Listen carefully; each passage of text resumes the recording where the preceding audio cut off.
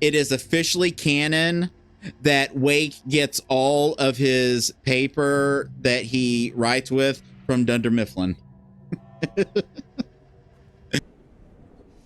Hey, let's go down to 3.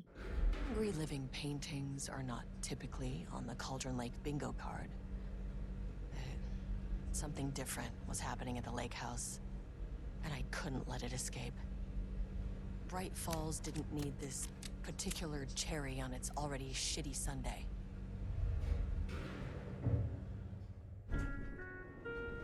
Sublevel 3.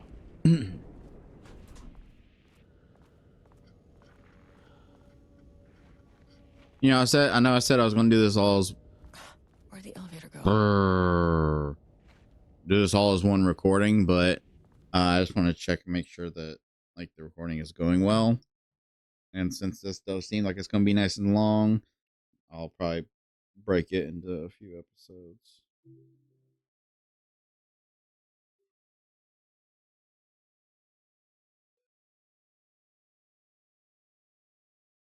I'm just going to end this just to check and make sure everything's playing right.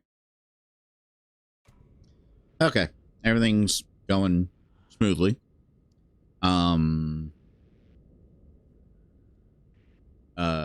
My audio is a little off, but I fine-tuned that for quite a while when I was sitting in a different position back when I was streaming before I quit that for the shit that it was doing to my mental health.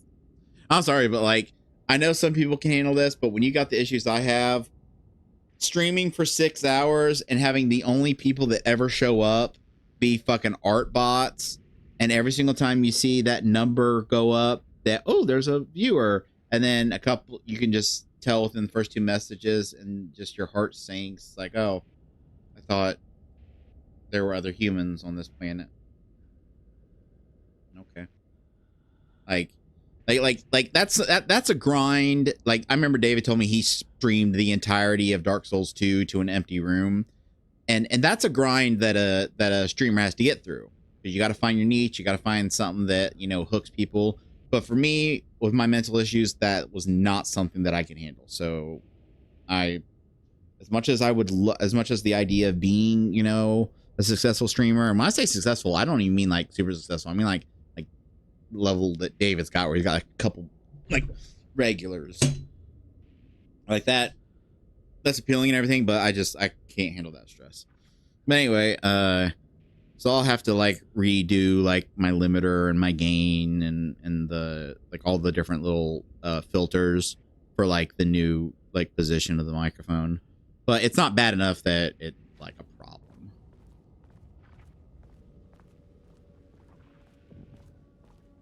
Page development. The fuck is page development? I see red ham burnt.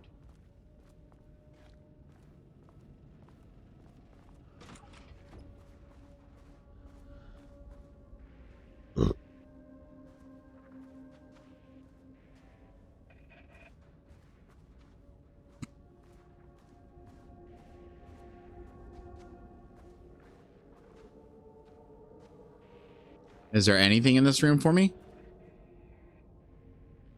Refinement process, ATD output and calibration. The automated typing device, ATD, will produce writing mimicking that of Alan Wake, known para-utilitarian, with the goal of affecting reality with the same consistency of Mr. Wake's writing.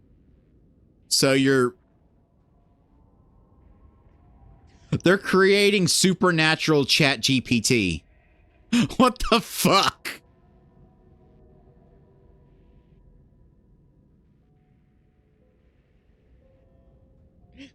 If AI taking over the world wasn't, it's like Remedy is like, yeah, AI taking over the world, the robot uprising. That's nice and everything. But what if we had it threw on some supernatural shit to it? The AI is supernatural now.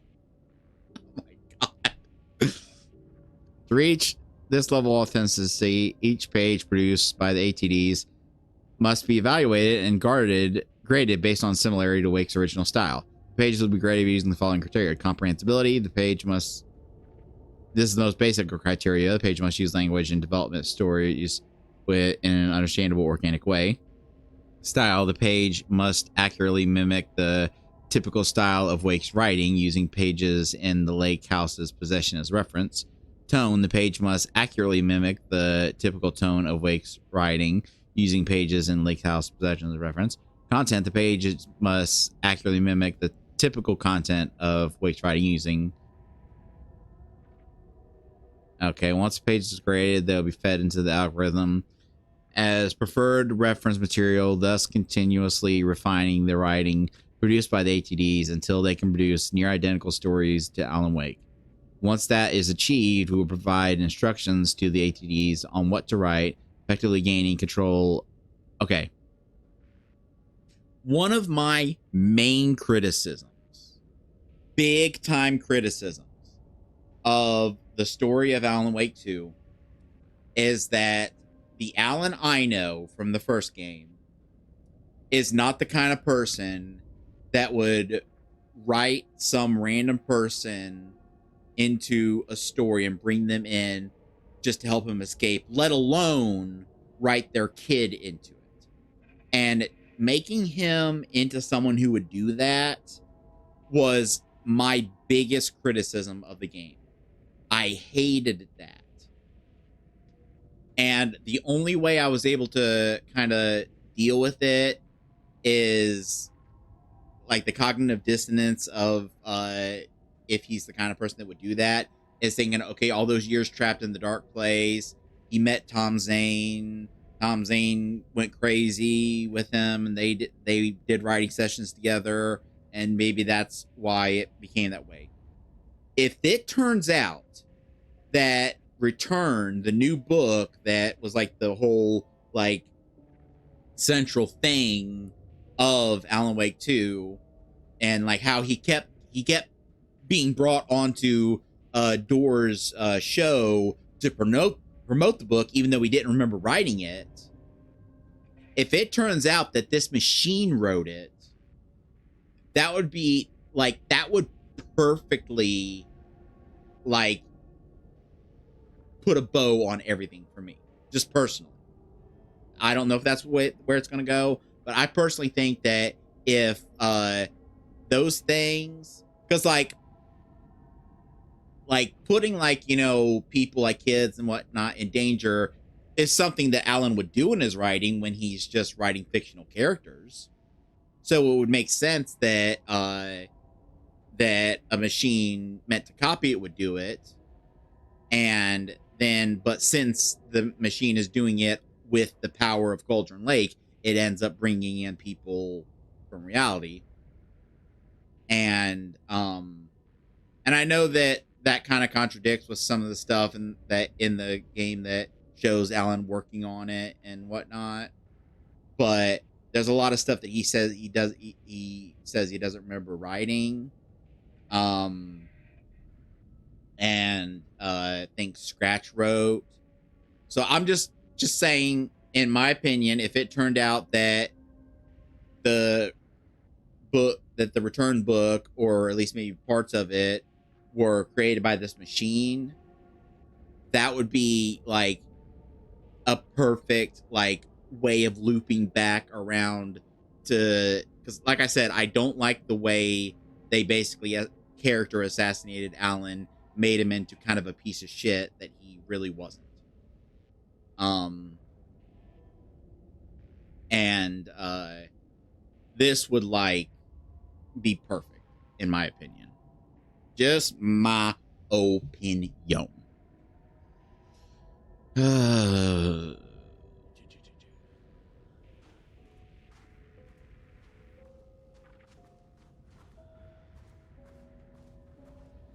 So, Supernatural Chat GPT is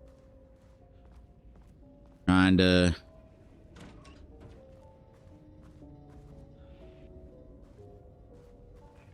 and like I said, I noticed that the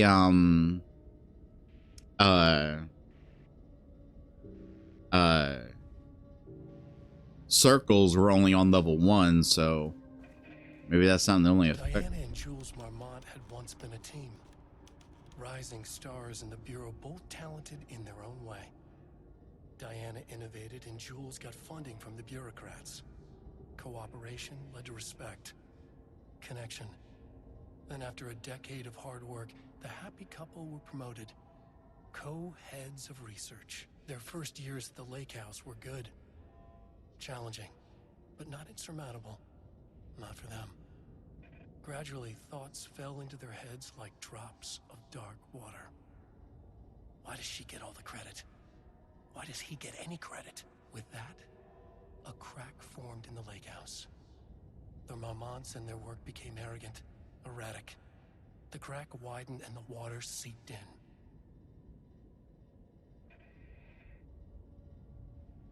Okay, so there's a lot to unpack there. Is it that, like, obviously it's implying that Alan writing them kind of, you know, becoming bitter towards each other is what caused them to actually become bitter, which is sad in and of itself. I mean, obviously that kind of, there's sad implications already with like the fact that his writing can like cause a little girl to have died. But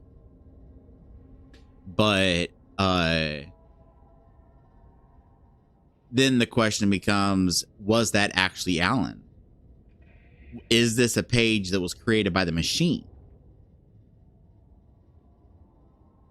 Words per sentence is co-heads, one word or two.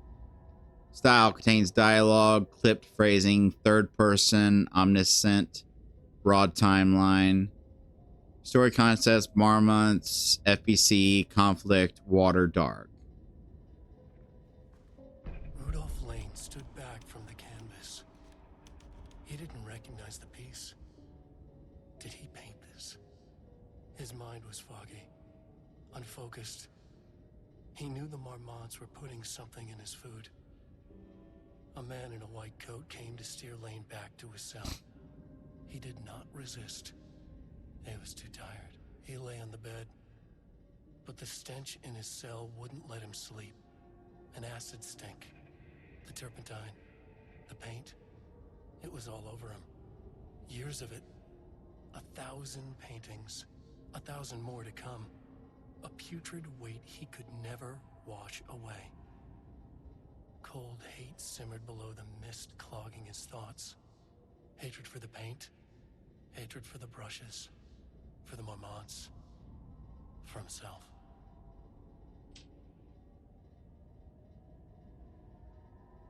Rudolph Lane, paint, odor, Marmonts, hate, conflict. Style, character-centric, past tense, clipped phrasing.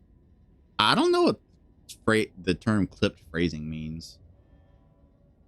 I mean, I'm a writer, but I'm not like, I didn't go to college or anything. I mean, I've read both On Writing and Elements of Style, but like, that might be something that I missed. Focus timeline. Okay.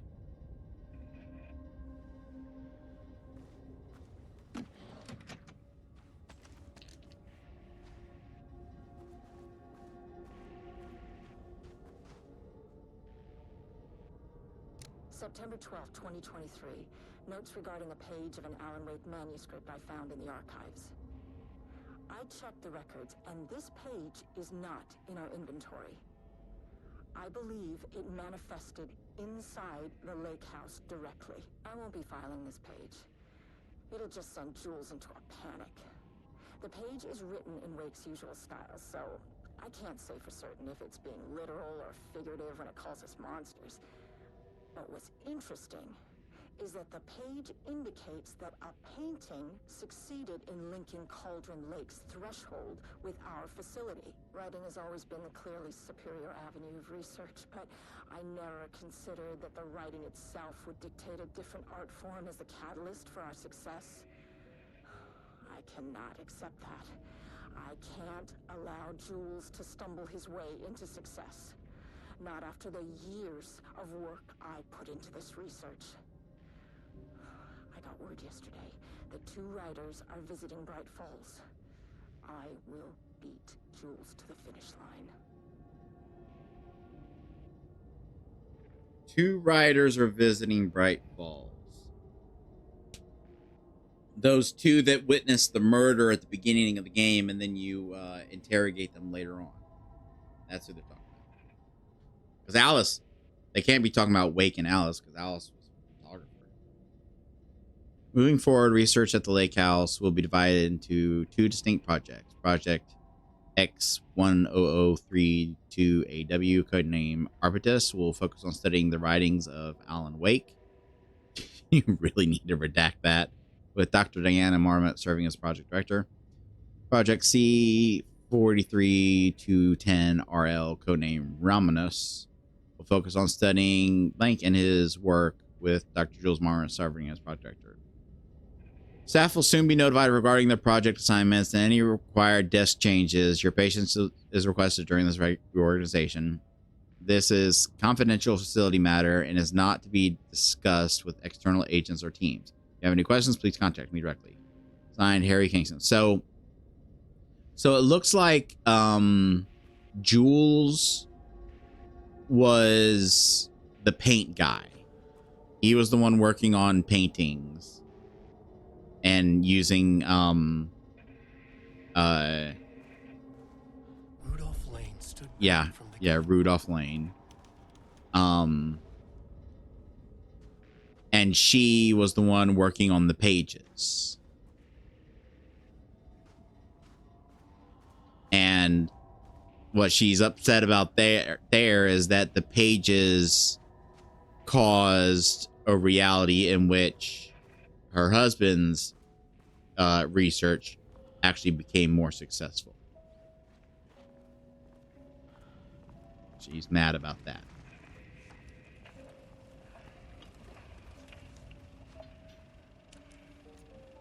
There was a crack in the lake house. The Marmonts had let the lake in, but the water could not flow. It became trapped, stagnant, went bad. The truth was controlled here. The art was not art, just content for the experiment.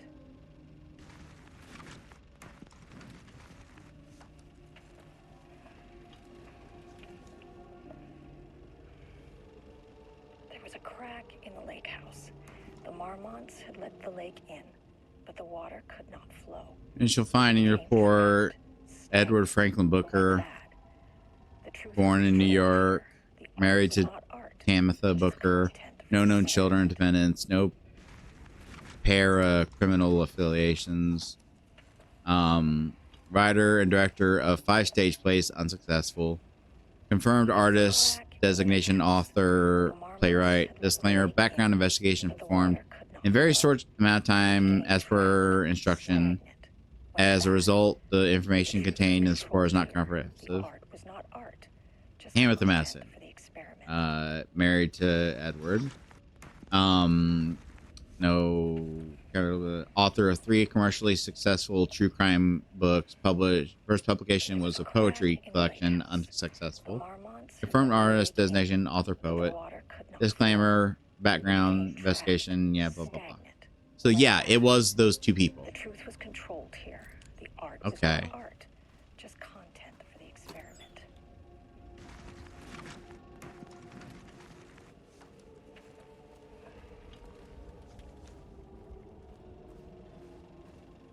was a crack in the lake house. The Marmonts had Output. let the lake in, but the water could not flow. It became trapped.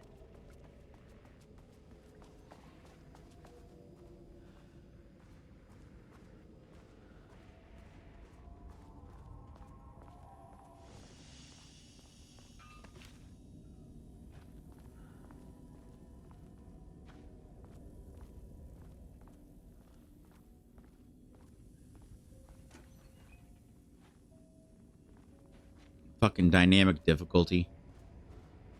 Just because I learned pretty quickly not to shoot those things and that it wasn't doing anything, you ain't giving me anything. Like I get it. I get it to an extent. I know I've ranted about dynamic difficulty before. I know I have. but it's like, I get it to an extent. If I play well enough and I'm like just popping my headshots left and right, but there's like a fixed like amount of damage, or even like a range of damage that a bullet can do, and a fixed range of health that an enemy can have. If I play well enough, then I can get pretty overpowered with how much ammo I have, and that can take away the fear. So I get it. I get that dynamic difficulty will keep me at a point where I'm like feeling like I'm struggling. The problem is that since I know that it's doing that, I stop caring. I still try to play well, but like there were times during my playthrough of the main game where I would just be like spraying wildly because I'm like, I don't fucking care. I'll miss half these shots and they'll give me a fucking full clip in the next fucking box. I liked how, I think, if I remember correctly, when you played the original Resident Evil 4 on Professional, it took away all dynamic difficulty stuff. So I do think that stuff should be, you know, or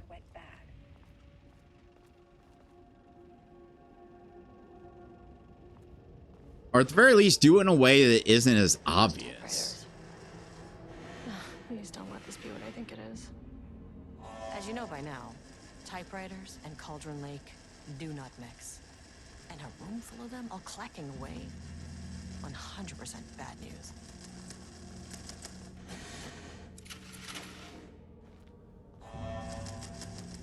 Monkeys typing Shakespeare.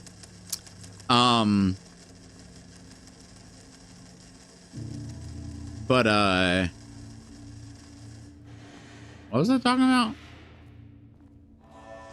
Yeah, like when it's made so obvious like this, where half of my fucking boxes I open don't have anything in them because I haven't used up like any supplies. I haven't gotten hit once. That's when it gets annoying. When it becomes so blatantly obvious that I'm basically being punished for not being shitty at the game.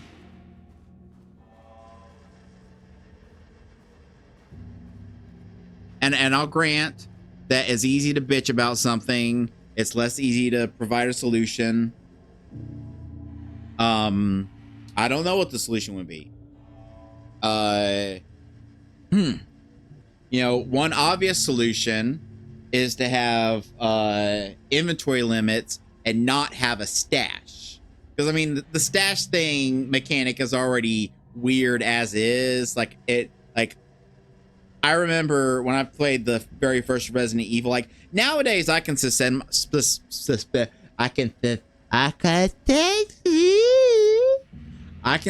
my disbelief enough to not care. But I remember when I played the first Resident Evil and realized that stuff I put in this box shows up in this box. I'm like, that took me out of the game a little. Having inventory limits, but without like any kind of stash, that in my eyes is a good way of handling the difficulty without resorting to dynamic difficulty bullshit. Because if I'm doing well enough that I'm conserving ammo, then, well, I'm not going to be able to pick up the ammo that I find. And yeah, it's disappointing. But that could lead to situations. That could even lead to situations where I'm like, okay, I've got like 3 medkits here. If I drop one of them, I can pick up some more of this ammo. I think that's a good way to, that would be a good solution to the dynamic difficulty problem. The relevant team will continue. I should probably start over here. Investigations into the precise brand and model of typewriter used by Alan Wake with the intent to use this particular brand for blank and the ATDs continues to be unsuccessful. Sorceress contacted with discretion. Wake's publishing house, no useful information. Wake's agent refused to discuss client matters. Yeah, you go, Barry. You go, Barry. You're my boy. You're my boy. Fuck you guys for not putting him in the game, but he's my boy. I mean, maybe there's something behind the scenes. Maybe the voice actor wasn't available or whatever. and he does have a very distinct voice that like if they change the voice actor, it'd be noticeable. And I will say that if they put him in the game and his voice was different, it would be annoying. But Barry is my boy. Like when I said that, like this chick is a great choice for who to play as. My other choice would be Barry. I want to play as Barry. Okay, I want to play as Barry. All right. Wake's agent, Wake's spouse refused to discuss. Redacted, no useful information. Checked online, interviews, elements pertaining, no useful information. Huh. The relevant team will continue to explore alternative sources of information. The ATDs will continue to operate with the available typewriters until Wake's preferred brand is known. They're theoretically replicating Alan Wake's style of writing via the same brand of typewriter used by the author should yield optimal results. Project Director has indicated that a similar investigation should be launched into the brand and type of ink used in Wake's typewriter. What about the paper? Contact Dunder Mifflin. Maybe they'll be able to give you some information.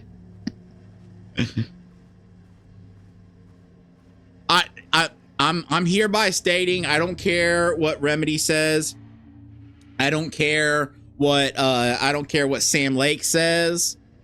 He could literally come to my house and tell me I'm wrong. It is officially canon that Wake gets all of his paper that he writes with from Dunder Mifflin. Oh.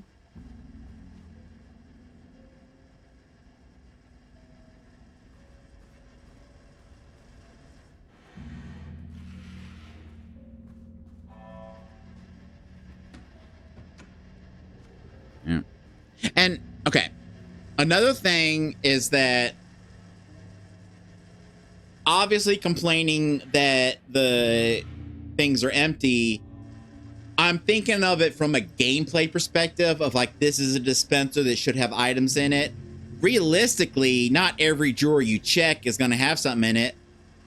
So that ups the realism, but what downs the realism is, why do you only let me open this one fucking drawer? And yeah, these look like the kind that have like can be locked. But like in things that can't be locked, why can you only open like one or two of them?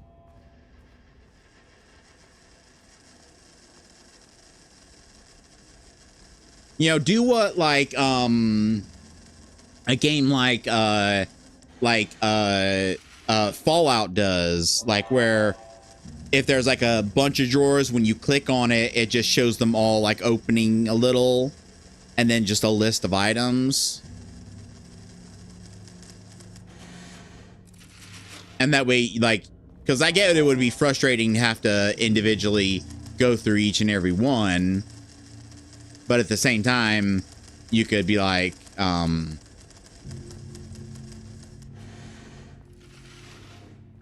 wait. I still need a level 2.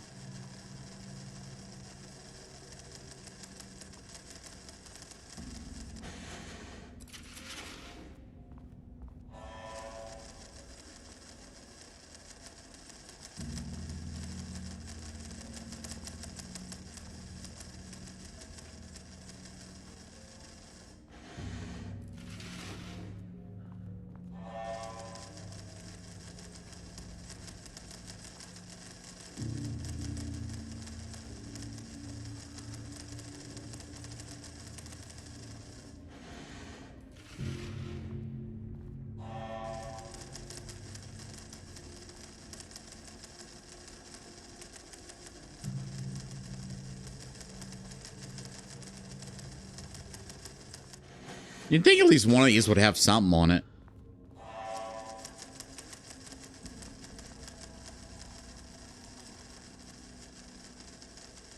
That one got fucked up.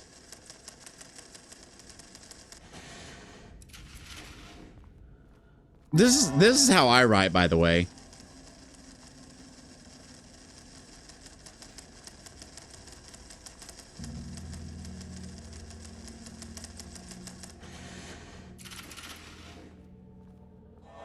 Oh, that's cool if they got one like disassembled. Little instructions and stuff, like they were repairing it or something.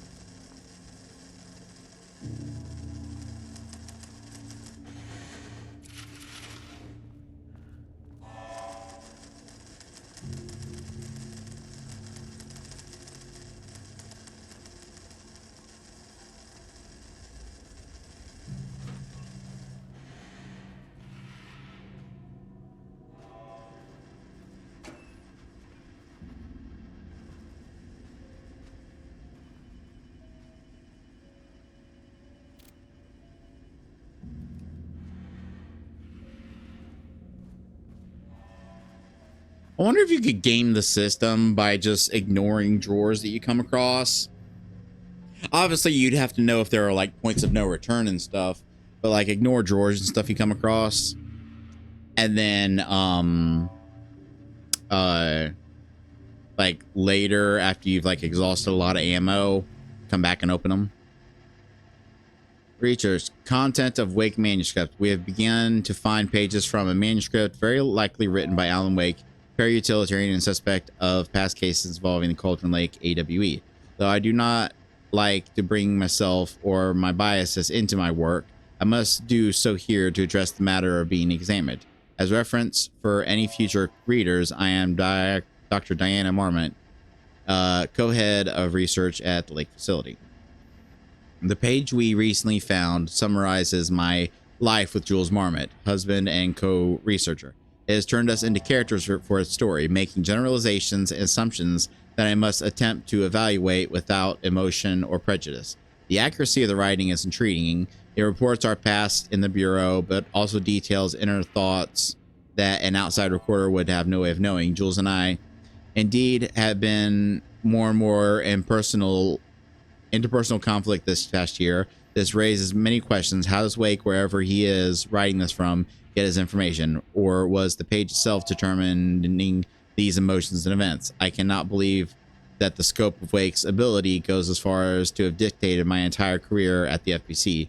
And if it did, would it matter? Even if a person knew their life was being driven by an external force, would it change their nature, their behavior, their personality? My disagreements with Jules are not sudden shifts in personality, but rather a growing resentment. I firmly believe that, though I have no evidence to prove it, which brings me to a new research query for the team. What methodology can one use to prove that their actions, their mind, their love, or animosity are theirs to control? 7th, 2018. Notes regarding Dr. Emil Hartman. Hartman! Founder of Bastard! Cauldron Lake Lodge, Douchebag. where he manipulated artists in an attempt to control the power of the shadow. I've gone through his notes, which were confiscated by the Bureau after his arrest in 2010. Overall, Hartman His arrest? His arrest? Not his hiring onto your team because he was doing exactly what you're fucking doing. So it's okay when you do it. It's okay when you do it. Not when he does. When you do it, it's okay.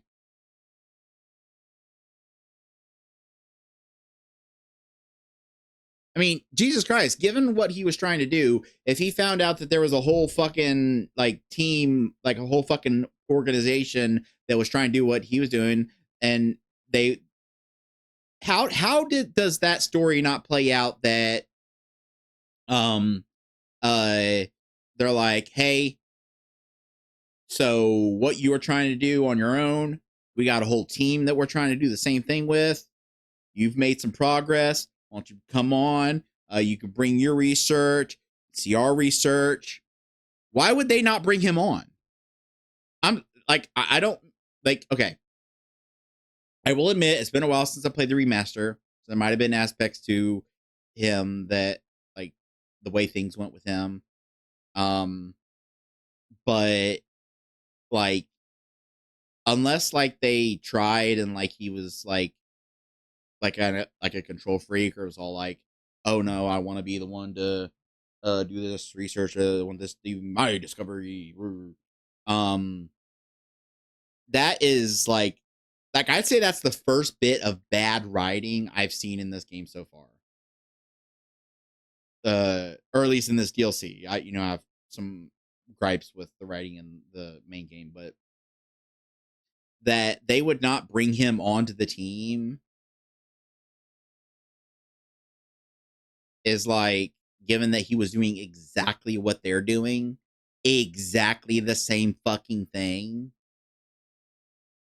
It's like, why would you not bring someone that has all this knowledge and has gained all this research? It's like, I don't know. His work was sloppy.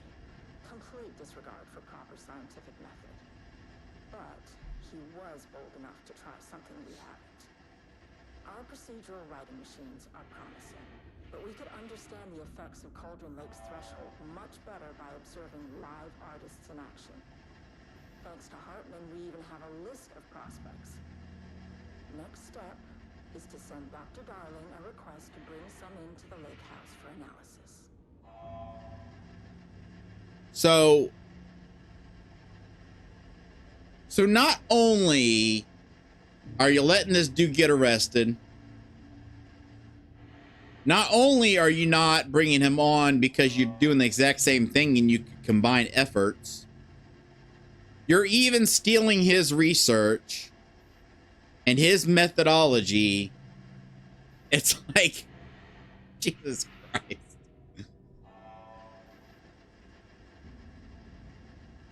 All right, whatever.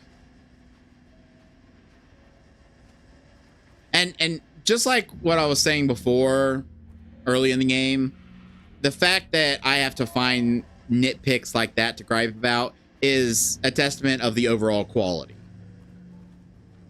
Because there's plenty of games where it's just fucking moment to moment, just every 2 seconds something that I'm like, oh my God, seriously? So the fact that I have to like actively try to find and search out things to bitch about, you know, that's a good thing.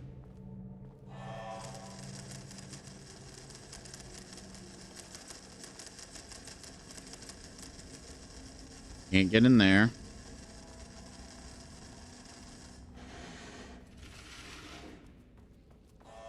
Can I get in here? Oh boy, more paint.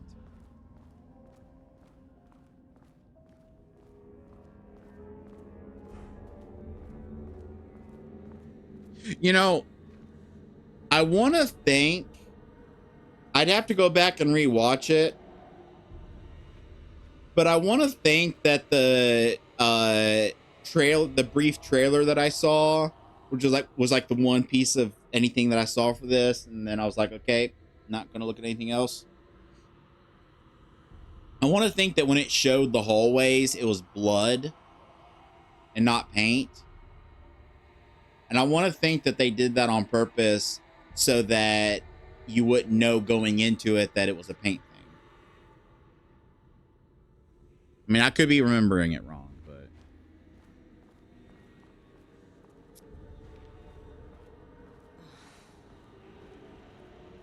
Shit. I can never say no to extra firepower.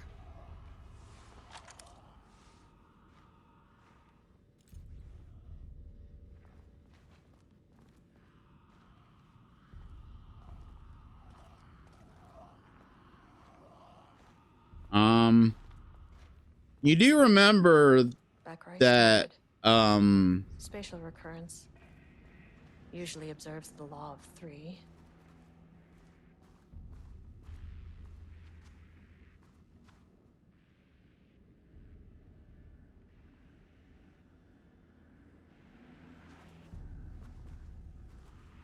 what's the law of 3?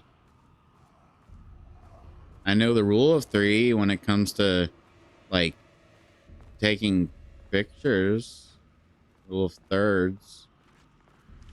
This contrived overlap rebounded on itself, compressing, compounding, reflecting, and refracting.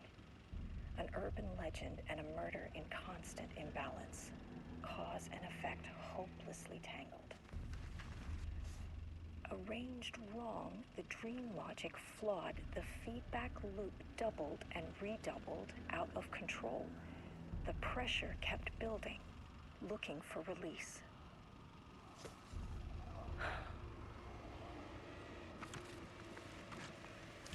This contrived overlap rebounded on itself, compressing, Checking if there's any compounding, differences. reflecting and refracting.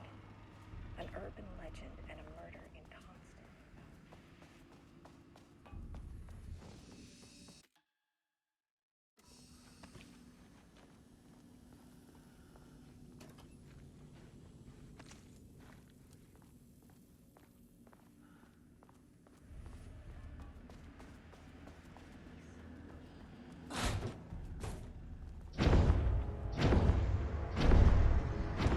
Shadow is here. Good thing we brought a flashlight.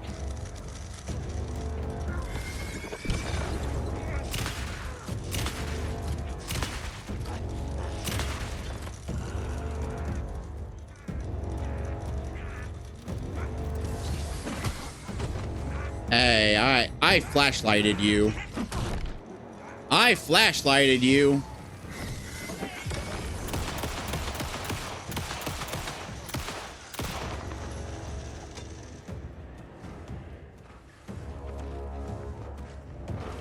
This contrived overlap rebounded on itself, compressing, compounding.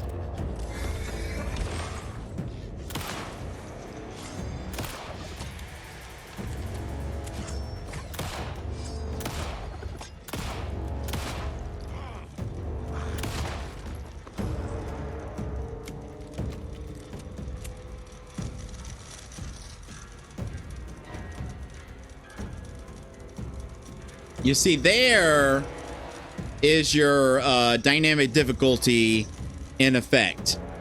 First enemy, I blasted with a fucking shotgun 4 times before he died.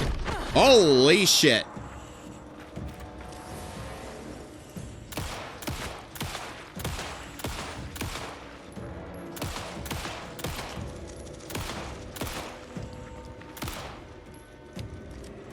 And then the second enemy, I missed him a bunch of times. I pressed the dodge button. That is the dodge button, right? Yeah, I pressed the dodge button. How you gonna fuck me up for not pressing?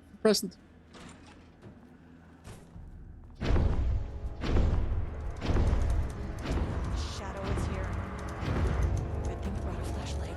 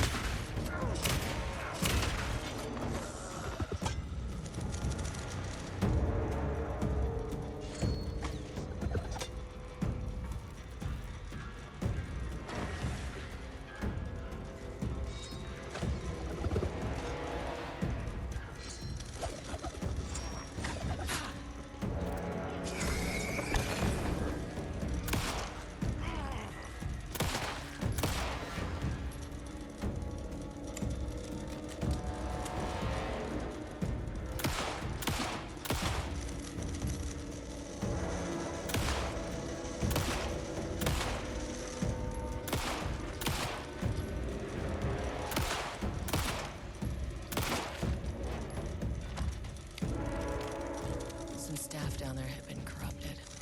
Shit just kept getting worse. Now I get him taking a lot of shots because he's obviously he was obviously like a different type of enemy, but just I'm just pointing out that two basic type enemies. First one, 4 shotgun shots that landed that it took to kill them. Second one, I tried my pistol and he was at a distance and I kept missing my shots, and then I got 2 headshots and that was enough. That's dynamic difficulty. The game recognizes I was missing my shots, so it made my shots do more damage. That's how dynamic difficulty works.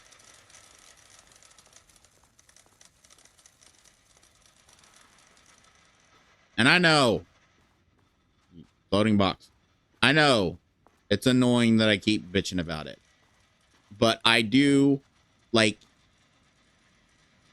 I'll make a video about it on the second channel sometime, but I do truly believe that, I don't want to say it's the worst thing that's happened to gaming, because there's a lot of other shit, like live service shit. But as far as like game design, like not outside influences of monetary, like as far as like things that weren't done for monetary gain, I think dynamic difficulty is the worst thing to happen to gaming ever. I want a consistent difficulty. It doesn't mean that every single enemy has to have the exact same amount of health and have to take the exact same amount of shots. You know, it can be like, you know, how some games, like RPG type games have health bars and like damage numbers, but you just don't see the damage numbers. But like every enemy type, like basic enemies could have a range of this amount of health to this amount of health that'll be randomly chosen. And each shot you do can have a range of this amount of damage to this amount of damage randomly chosen. Extra if you do a headshot. And then just make the game work. Don't have a stash system, even though this doesn't seem to have a, this actually doesn't seem to have a shoebox or anything. But I have enough inventory space that doesn't seem like that's going to be a issue. But I'm sorry, it's just not, it is so fucking immersion breaking. Like take like something like Resident Evil 2 remake. It is so fucking immersion breaking to see 2 of the exact same type of zombie and pop fucking 8 headshots into one of them before they die, pop one into the next one, their head explodes, they die. And know that the only reason why that happened is because while you were popping those 8 headshots, you missed a few shots, so the dynamic difficulty tweaked it. Like, I'm sorry, but that's just, like, it needs to be consistent.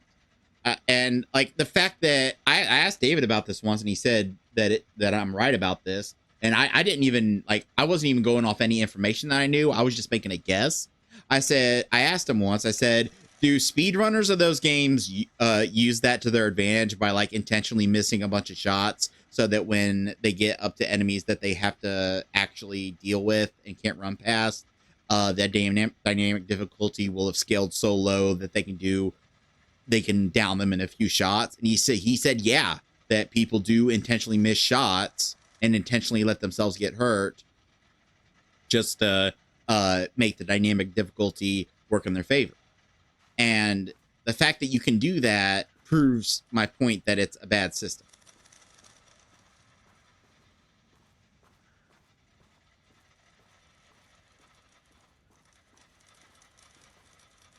If you're gonna do it, at least do it in a way that it's not blatantly fucking obvious. That's all I can say.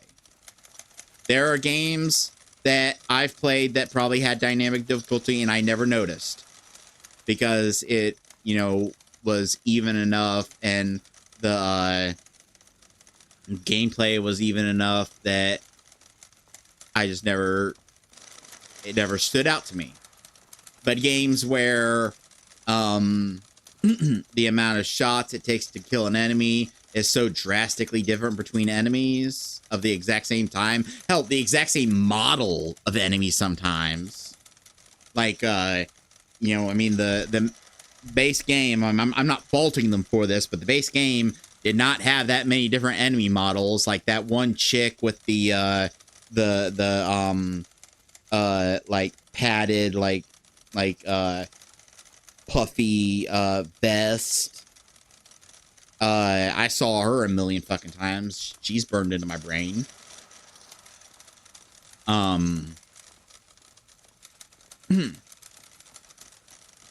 So yeah, like if you're gonna do dynamic difficulty, do it right. And the sad thing is they won't, because most people, I don't know if I'd say most people, I don't know what the percentage would be, like if I was actually able to get data, but I would say a majority of people don't even know what dynamic difficulty is. And I would say of the ones that do, the amount that care and like are bothered by it in the way that I am are, you know, pretty limited probably.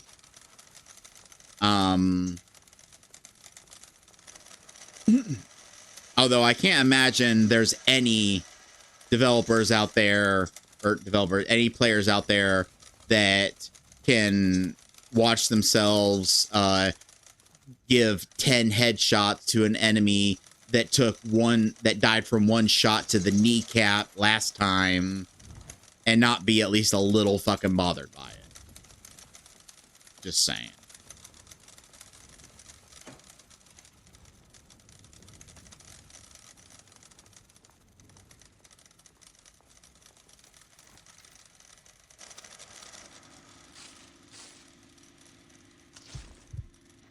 I couldn't remember how much that heals, so I just... I didn't overheal.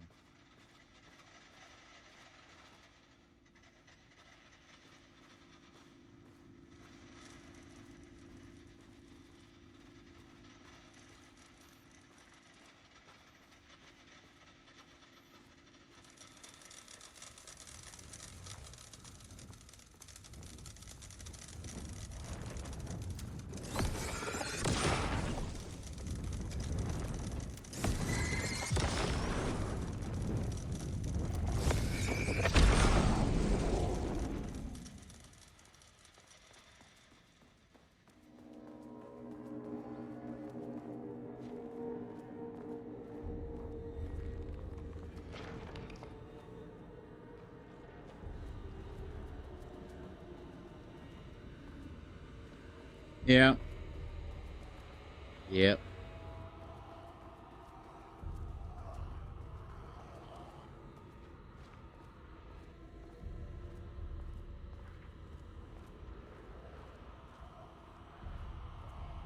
Okay, one of them getting up and grabbing you would have been a good jump scare.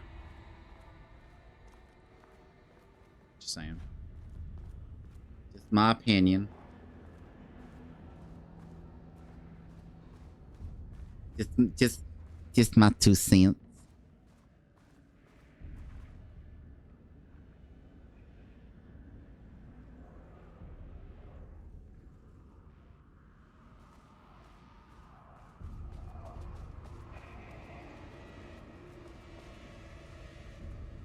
Rudolph Lane stood back from the canvas.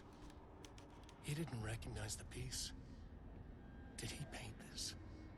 His mind was foggy. Yeah, it's the same thing.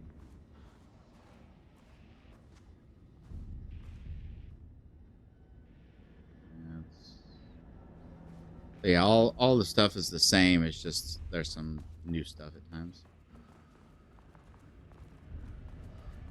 Loop 3. Should be the last one. I keep coming back to this page. The author's clearly awake. It's like he's warning us. But about what? I mean, what does it mean? This page scared Jules away from the work on Wake's writing. coward can't stand risk. But science is risk. For me, this is proof that we are going in the right direction. I just need Rudolph Lane's paintings to lead to more pages so that hopefully one day we can understand. I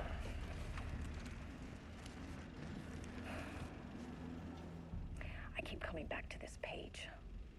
The author's clearly awake. It's like he's warning us.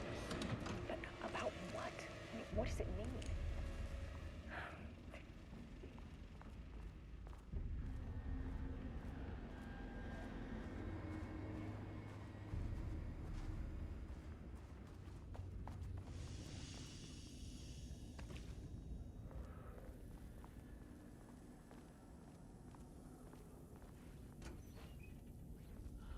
Just keep lifting me up.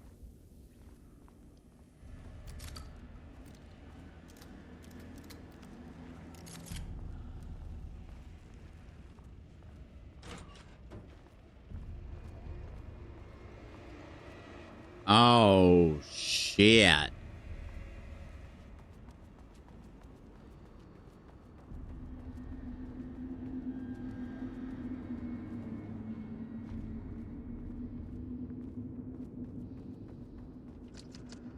All right. All right.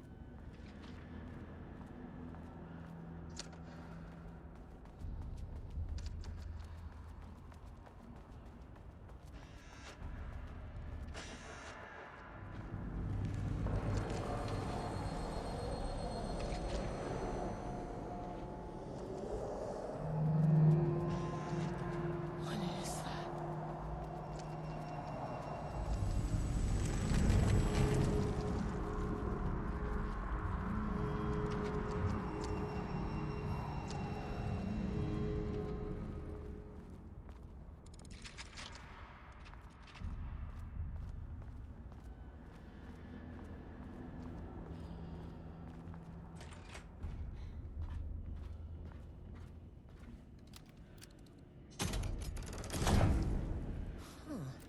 Controllable shifting phenomena.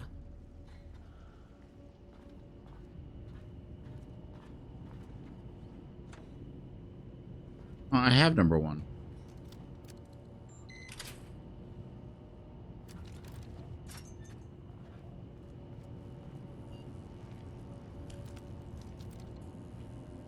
Controllable shifting phenomena.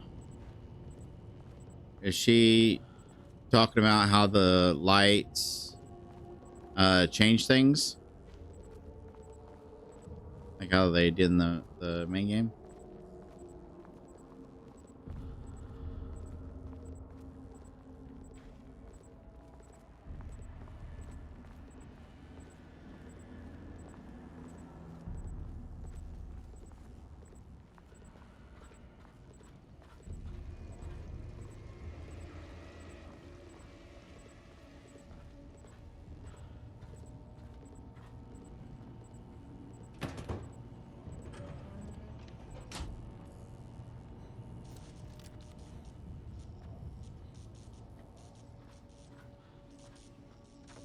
Right.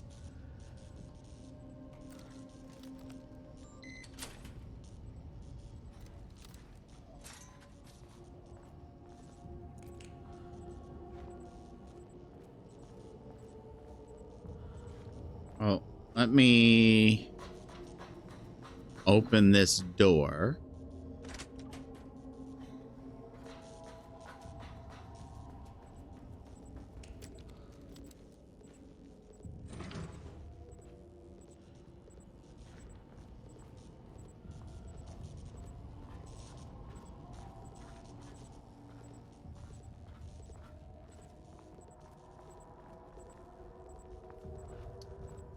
Any inkling where I'm supposed to put this? Was there one on this side? Yes, there was.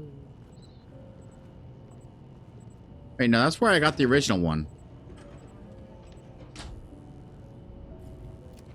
Think.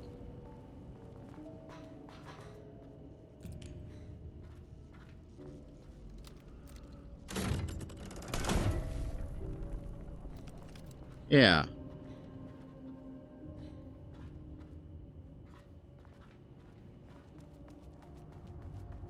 And now that there's one in there, I can... Yer. Hey, you. How you doing?